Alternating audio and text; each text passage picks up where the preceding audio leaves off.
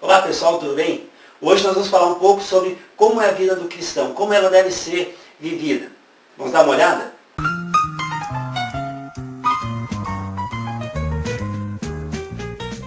Então, a nossa vida é como uma vela. Para uma vela ter sentido, ela precisa do fogo, para ter razão dela existir. Assim é a nossa vida. O fogo que nós precisamos ter é a presença de Deus. Lá em Gênesis, diz que Deus soprou sobre nós o seu Espírito. Em Atos, diz que recebereis poder ao descer sobre vós o Espírito Santo. Então, essa presença do Espírito Santo na nossa vida é esse fogo. E assim como a vela, sem fogo, a nossa vida sem Deus é uma vida sem sentido. As pessoas sem Cristo, elas acabam procurando alguma razão para a sua vida, algum sentido para a sua vida. Elas procuram nas bebidas, procuram nas drogas, procuram na sexualidade, procuram no serviço, no trabalho, uma razão pela qual elas existem. Mas nada nessa vida vai substituir esse anseio por algo a mais que o homem procura. Porque esse algo a mais, esse fogo, só é preenchido por Deus. Como diz lá em 1 João 12, mas todos quantos receberam, deu-lhes o poder de serem feitos filhos de Deus. Então, esse ser feitos filhos de Deus é o que preenche esse vazio. Quando Cristo Jesus entra na nossa vida ela passa a ter sentido, passa a ter razão. O problema é que esse fogo, ele não é vitalício. Ele precisa ser mantido, é preciso tomar cuidado para que ele não se apague. E o que pode apagar esse fogo? Isaías diz para nós que são os nossos pecados, as nossas transgressões que encobrem o rosto de Deus de nós, de modo que ele não nos ouve. Seria mais ou menos como se colocássemos esse copo sobre as nossas vidas. O fogo ele não apaga imediatamente, mas ele vai consumindo oxigênio, vai se enfraquecendo até que ele apague. Assim é o pecado em nossas vidas.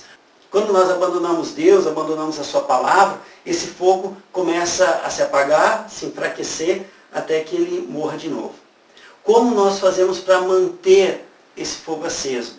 E existem 3 ferramentas, 3 armas importantes na nossa vida para que esse fogo permaneça vivo, para que essa chama permaneça acesa. A primeira ferramenta que nós temos é a oração. Martim Lutero ele traz uma palavra muito interessante. Ele diz assim, que há 2 momentos em que o cristão mais mente. Quando ele canta hinos de louvor e quando ele ora o Pai Nosso. Então a oração ela não deve ser feita dessa maneira.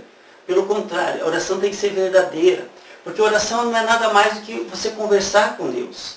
Quando nós conversamos com alguém, nós nos tornamos íntimos dessa pessoa. E por isso a oração é uma ferramenta para manter o fogo aceso, porque nós nos relacionamos intimamente com Deus através da oração. E você precisa encarar a oração dessa maneira para manter esse fogo aceso. A segunda ferramenta que nós temos é a palavra de Deus. Porque se a oração é como nós falamos a Deus, a palavra de Deus é como Deus fala conosco. Se nós apenas oramos e não meditamos na palavra, nós estamos tendo o quê? Um monólogo. Ou seja, alguém fala, e o outro não responde. E você deve conhecer alguém que gosta de falar e não gosta de ouvir, não é mesmo? Não é chato? Por que tu acha que com Deus vai ser diferente? Ele quer ouvir o que você tem a dizer, mas ele também quer te falar. E ele fala contigo através da sua palavra. Pois toda escritura é inspirada por Deus e é útil para ensinar a verdade, condenar o erro, corrigir as faltas e ensinar a maneira certa de viver.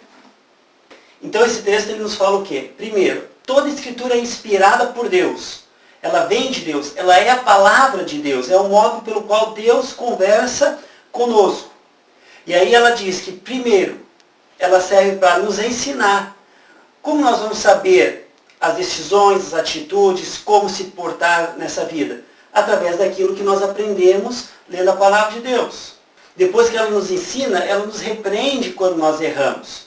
Então ela vem e ela nos aponta os nossos erros. E também ela diz que é para corrigir.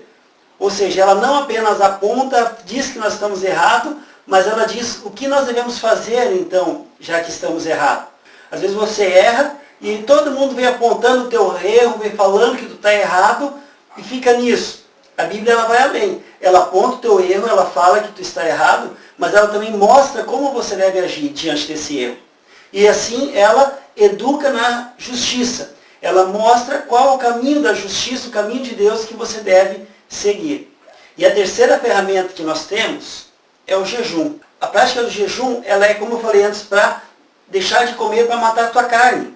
E nos substituir desse alimento físico, você se substitui pelo alimento espiritual, que é a oração, é uma leitura bíblica mais intensa. Também não adianta você deixar de comer e não buscar, não orar, não ler mais, não querer entender mais de Deus do que o normal. Então é o dia que você se dedica especialmente para isso. Assim você mata a sua carne e você vivifica o seu espírito. E você está mais próximo de Deus. O jejum é essa ferramenta que fortalece a nossa vida de fé. E quando nós praticamos o jejum, certamente o fogo vai permanecer aceso em nossas vidas. Por mais que essa chama se enfraqueça e fique quase no zero, se nós pedirmos perdão, se nós orarmos, nós jejuarmos, nós vamos ter a consciência do que é errado, nós vamos confessar isso a Deus e o fogo vai permanecer aceso. Que tu possas permanecer dessa maneira, possa permanecer deixando o teu fogo aceso, possa orar, possa ler da palavra de Deus, possa jejuar, possa viver essa vida em comunhão com Cristo Jesus. Amém? Então, pessoal, curtiu o nosso vídeo? Curte o vídeo, compartilha na rede social, porque possivelmente outras pessoas precisem dessa palavra. Você gostou do exemplo? Pega o exemplo, leva para o teu grupo de jovens, leva para a tua igreja. Quiser entrar em contato com a gente, tá aqui tá os nossos endereços, Face, Twitter, e-mail. Pode ficar à vontade, pode nos procurar que a gente pode estar conversando contigo.